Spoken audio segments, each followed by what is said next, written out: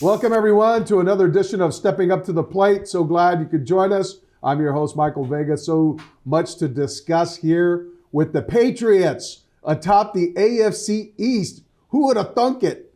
5 games into their season here, 6 games, I should say, into their season under first-year coach or new coach Mike Vrabel, and they're atop the AFC East, ahead of the Bills, the Jets, and the Dolphins. And unbelievable. The Bills. Ahead of the Bills. The Okay. Jets and Dolphins, I think, are. Well, my main win. man Al Prizzuti wants to quibble over that one, but you're not wrong about that, Al. And then of course the Milton High Wildcats on the prowl again. They went out to Wachusett. Big win for the Wildcats, 35-7, and we want to extend our congratulations on behalf of Al and myself to Coach Steve Dembowski, friend of the show, on the occasion of his 200th win, his 200th career win, fashioned over almost a quarter century of head coaching, both at Swampscott and here in Milton, where he's won state titles at both schools, and well-deserved honor for Coach Dembowski. Again, a big friend of the show. We're so happy and thrilled for him. And he's got the Wildcats now poised to make maybe an end run here to the postseason with a 5-1 record. They're ranked number 17 now in the Boston Globe top 20 poll, and they will go to Walpole this week for a big game on Friday, a big Bay State Conference game that'll help shake out a little bit of the conference standings, but they're still in the mix, especially after Weymouth took a big loss last week against Brockton. They went down to Brockton and lost to them. But so now Weymouth is no longer undefeated, and so Milton counts themselves among the one-loss teams in the league, and it may be all they need, in order to win this thing. But at any rate, congratulations to Coach Steve Dembowski. He was also recognized as the Patriots Massachusetts Coach of the Week, a high honor indeed. Andre Tippett came to Milton High to present the award to Coach Dembowski and the team for again, on the occasion of his 200th career win. So we want to congratulate Steve Dembowski on those honors. And Al, as I mentioned, so much to discuss, but breaking news overnight, Al, with the Red Sox, it looks like Alex Bregman, as many kind of suspected, has decided to opt out or will opt out of his contract. Wow. Foregoing the last 2 years, $80 million on the table. With Scott Boras as his agent, no one sees this as a shock. We kind of all saw it. Well, right when it happened, everybody said, "How do you give him a contract with 2-year out options?" Yeah. And Boras, as the agent, you knew it was going to happen. But he didn't have the type of season that's going to really help him get more money than what the Red Sox had on the table. If he goes out and he tries, there might be 1 or 2 teams that have to contend like there was last year. It was only the Red Sox and the Tigers. Right. So the Tigers might come back at him, but that's a lot of money for a guy who hit .270 with 16 homers and 60-something RBIs and 2 years of injury. It could be a poison pill for the Red Sox too, because they're supposed to be in the mix also in the negotiations. And if another team gets in the mix and drives up the price of Bregman, it may very well price out the Red Sox on another maybe desired free agent, such as Pete Alonso, the Mets slugger, first baseman, power hitting. I mean, that's power right there. Al, he would feast at Fenway, with his stroke, right-handed power bat. It would be a dual DH first baseman for you, kind of like solidify that spot.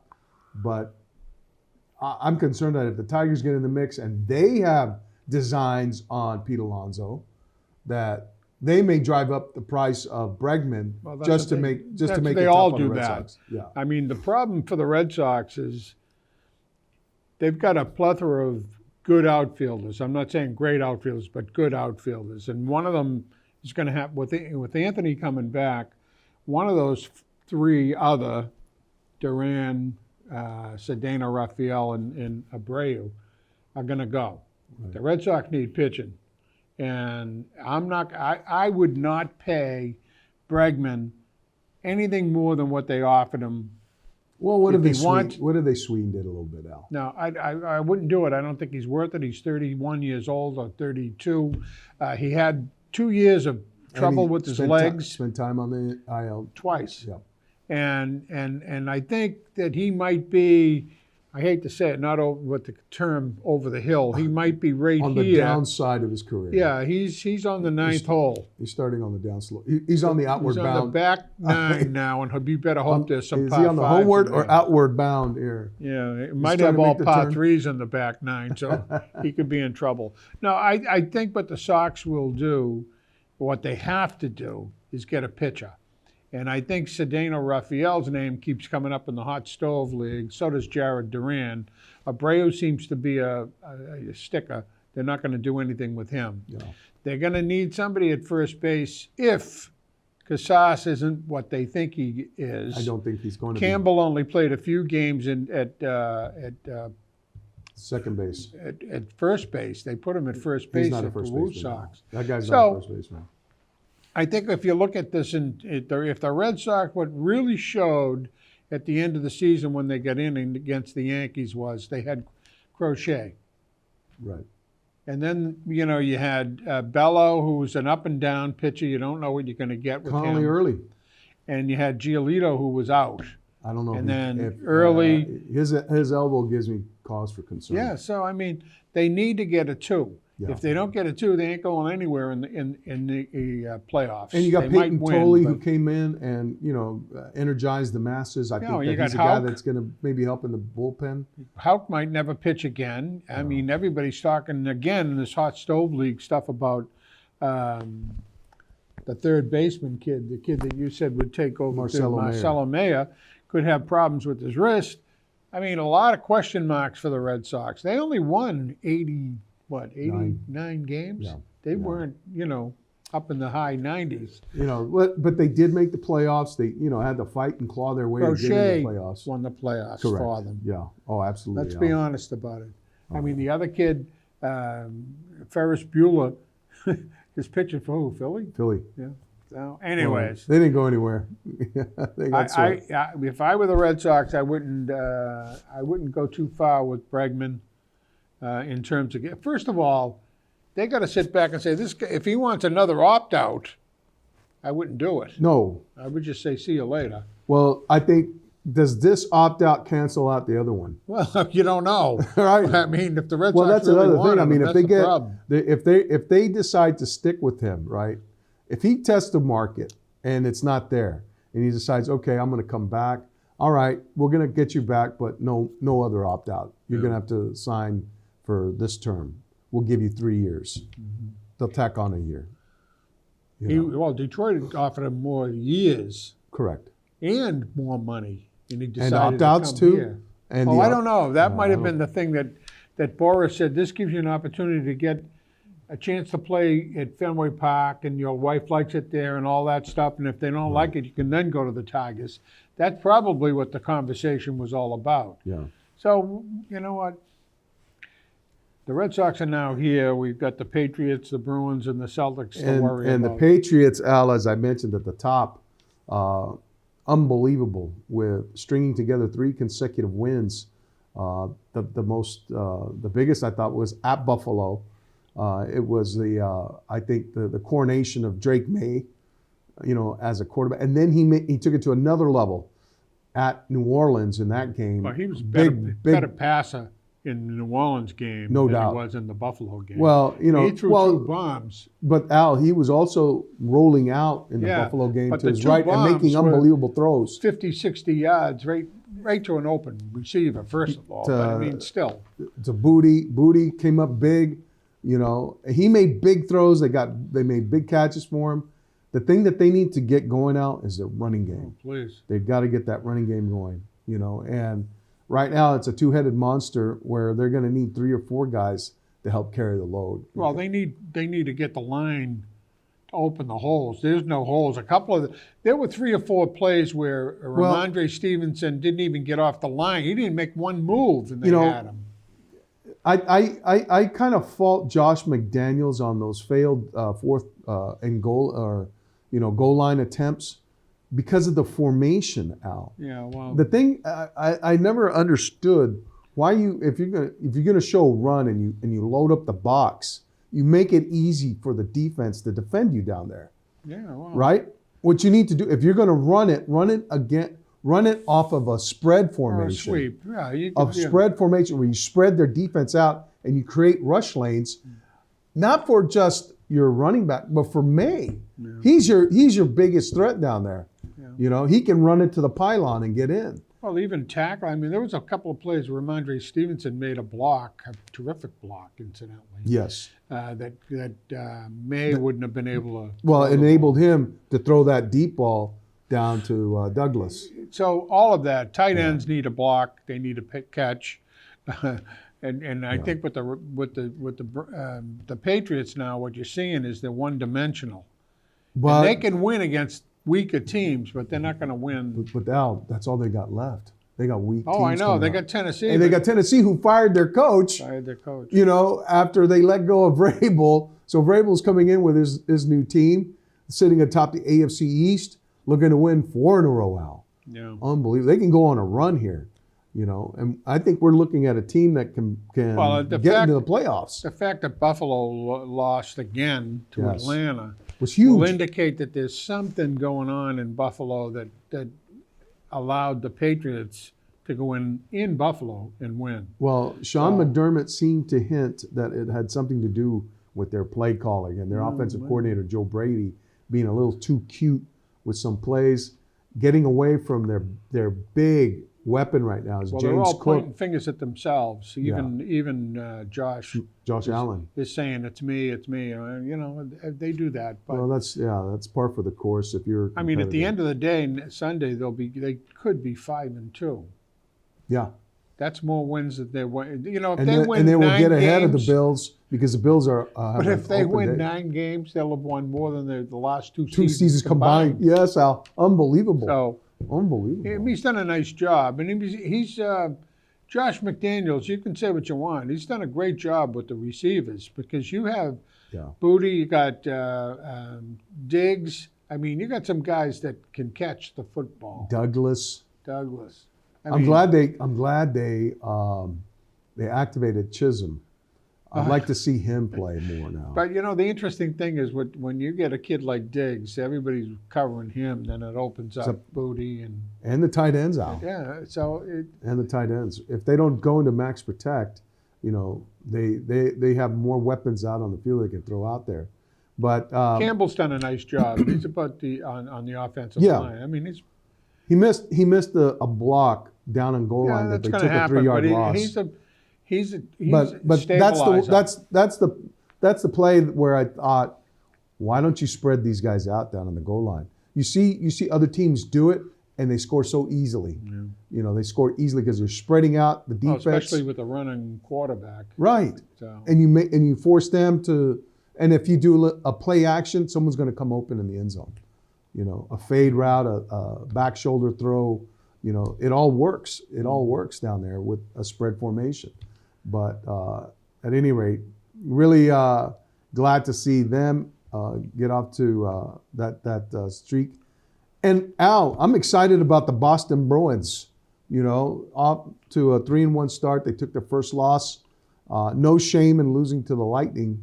Well, the only shame was that they let them get out in front like they did. Well, the interesting thing about what the Bees have done, whether they won or lost the game, forget the first 2 games they played pretty well, and they won.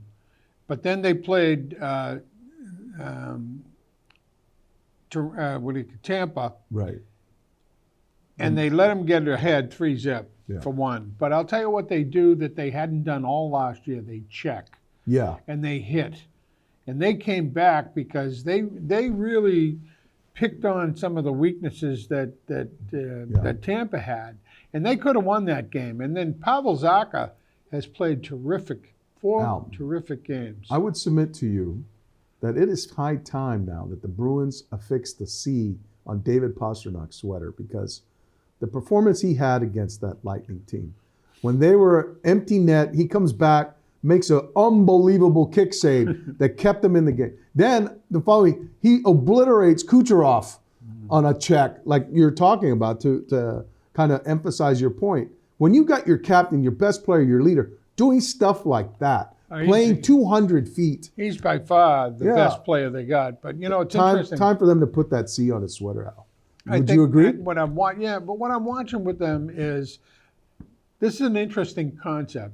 They lost the game, but you didn't feel bad. No, Al, I'm with you 100%. I mean, you looked and 100%. said, they worked hard, they came back, they didn't give up. They didn't go down 6-0 when they were down 3-0. They could have easily said, we're not going to beat this team. They're a good team. Yeah. They stayed with it. They tied it up 3-3. They could have won the game. Yeah. So I didn't feel bad. Now, last night I watched the Capitals play Tampa. Right. Capitals won that game. Yeah. So they've lost 3 out of the first 4 games. Yeah. Tampa. They could have very well been winless. Right. And if you watch that game last night, you say, okay, is Tampa not playing at full gear, so to speak? Yeah. And maybe that's why the Bruins came back on them, maybe. Yeah. But I will say this, I think Sturm's done a nice job with these kids. Al, what about the penalty kill? They're all over the place. The penalty kill, Al, has been But flawless. they're checking.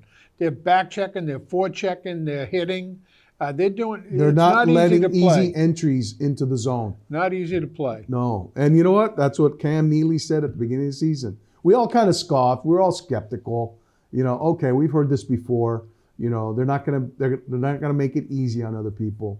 But you know what, Al? They have it. Well, but They have defense not. too. If you look at it, I felt bad for Jonas Capossalo because he's been the best. He played a terrific game the other night, Yeah. and not the game against Tampa. He played a good game there, but the defense let him down in the first period. Yes. But the game before, he was spectacular. He Oh, was no the doubt. best so far of the 4 games. That was the best goaltending Against the I've Caps, seen. I think it was. Yeah, The 4-3 win against against the the Caps, Caps. I mean, yeah. And so that was spectacular. But yeah, Al, and they're kind of stitching it all together here. Well, we'll see. With the goaltending, the forecheck, the defense, the commitment to being a physical team. Well, you got 2 out of the 4 games were in the road. Yeah. Okay. And now they got to go out to Utah, Vegas, Utah, and Colorado. Right. They could lose all 3. But they could very well win. And they could win all 3. It depends. Yeah. You don't know what they're going to do out there. This is going to be an interesting prelude to what the season could be. If they go out and lose big time to all 3 again, then everybody's going to go, well, they started good because some of the teams aren't ready yet. Yeah. If they go out and they win, then they're going to give the league a notice Yeah. that this is a team that's going to play. That's all that you expect from them, that they're going to play. They don't have any superstars other than Pasta. Yeah. So you're just hoping they play. Now, Fabian Lysell had a hat trick the other night. Right. I was going to point that out to you. I mean, There'll be a time when they call him up. I saw the 3 goals. I mean, those are goal scorers' goals. Yeah. So, well, we'll see. Was it a team that he was playing? Was he lucky? All that stuff. Merkelov has also been scoring too. Lysell is the guy, though, that has the upside. I think Merkelov has led the Providence 2 years in a row in scoring. Right. So the guy's not a slouch. So do you put them out on the trading block, or do you keep them out?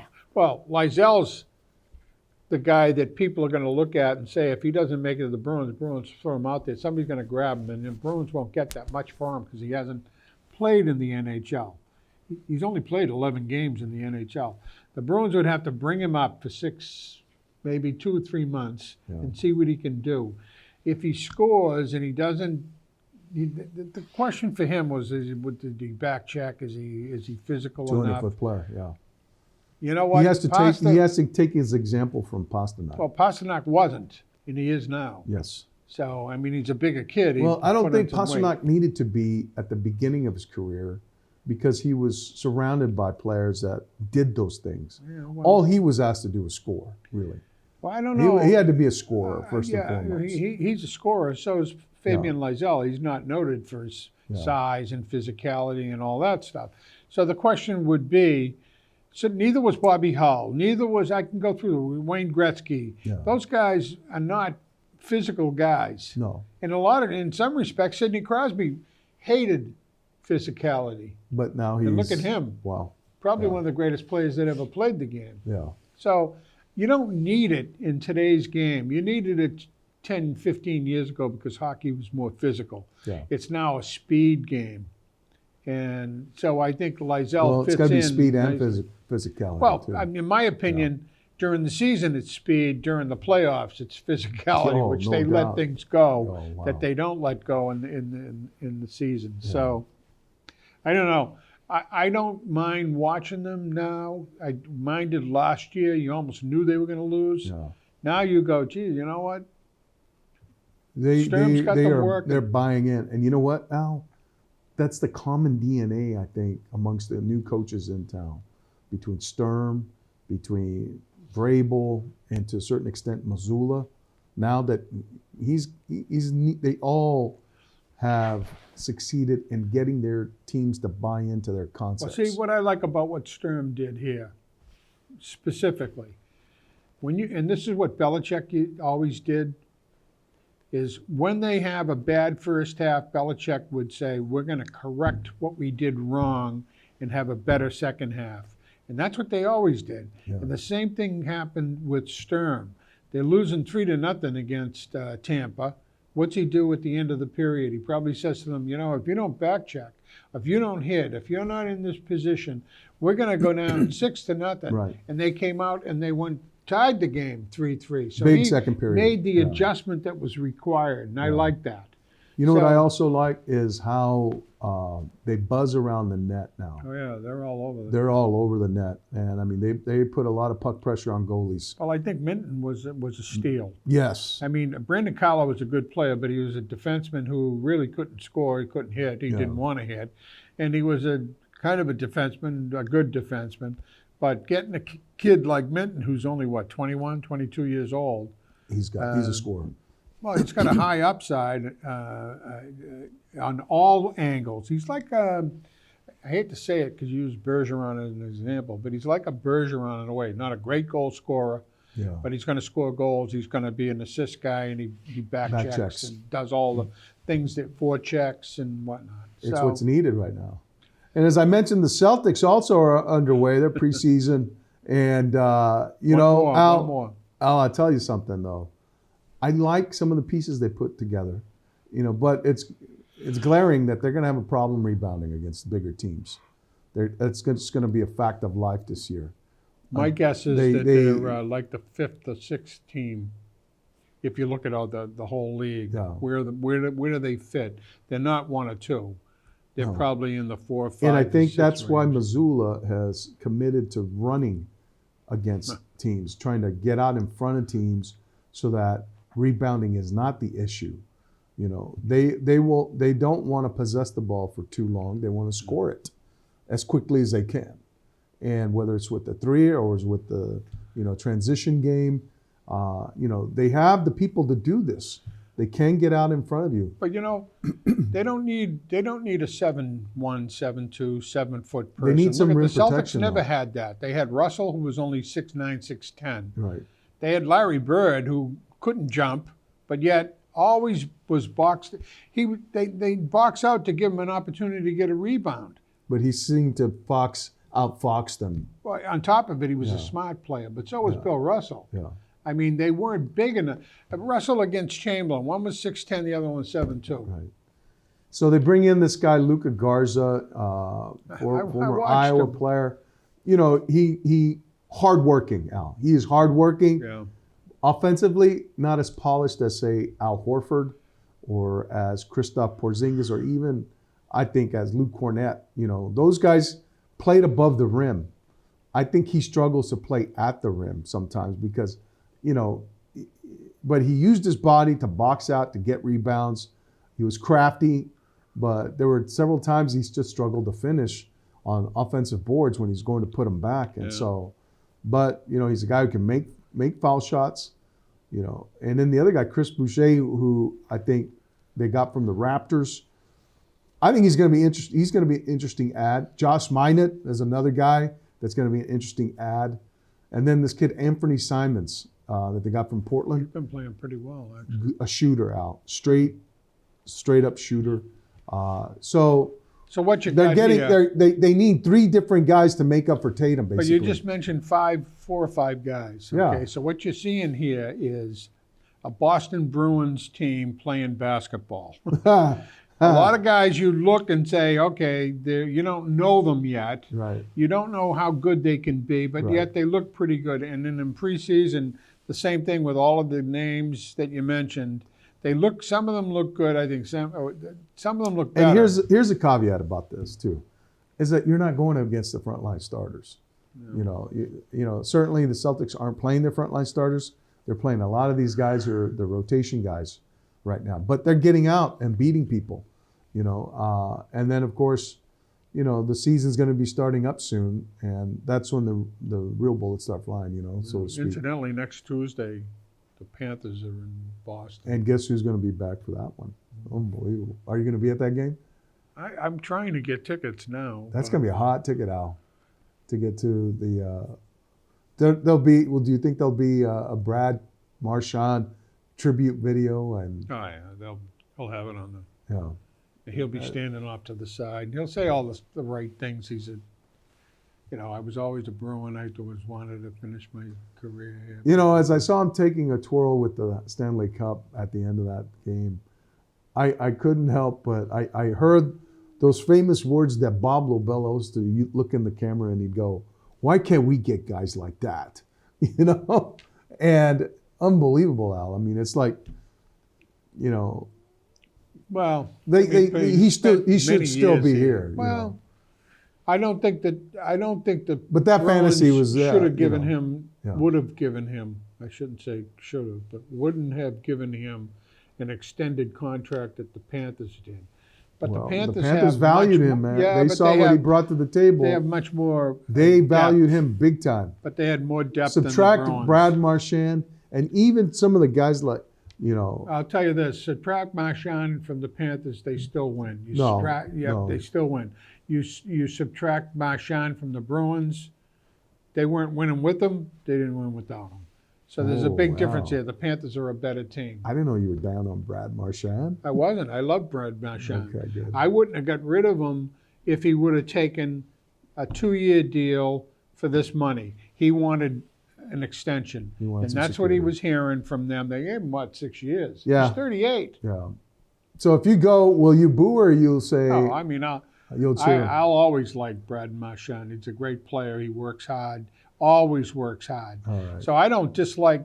Certain players leave. You don't like them for one reason or another. Not so much in hockey, but in other sports. You know, having Roger Clemens pitch for the Yankees or Toronto. Yeah. Aggravates me. Okay. If I ever saw Ted Williams in another uniform, it would bother me. Yeah. It wouldn't bother you? It would bother Oh, me. yeah. But to see Marchand in another uniform, or even to see Sidney Crosby, all these players, that wouldn't bother me. That doesn't bother me. I just hope for the best for the kid. Yep. He gave his heart and soul to the Bruins. Yep. You know, they didn't reciprocate at the end, but he wanted too much. Well, it'll be interesting to see how that game winds up, and it'll be interesting to see how the Milton Wildcats do at Walpole on Friday. And make sure you get out there for that game. It's a big Bay State Conference game. And again, congratulations to Coach Steve Dembowski on his 200th. He'll be going for 201 on Friday. All righty, everybody, that's going to do it for us here. Stepping up to the plate. So glad you could join us. Thanks to Al Pizzuti, my main man, and to you for spending your time here with us. All right, everybody, take care.